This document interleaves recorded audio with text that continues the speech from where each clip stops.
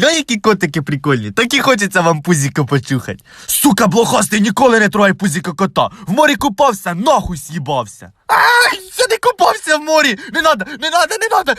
Курва, я пердолю. Походу, я став похожий на свою бившу. Ще та доска. Сука, де ти мелкий спиногриз, я їм глаза висосу.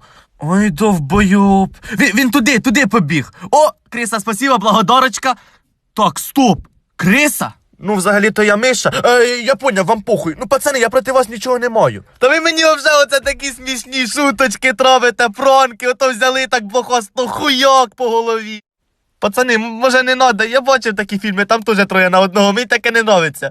І взагалі мені додому надо, в мене кіт рожає. Мікі Маус на мінімалках, сука, стоять! Ну що, Криса, тобі зараз амінь, останнє бажання. Блядь, пацани, тільки не по лицю, воно дуже красиве, та сука, та йобаний шашлик, ну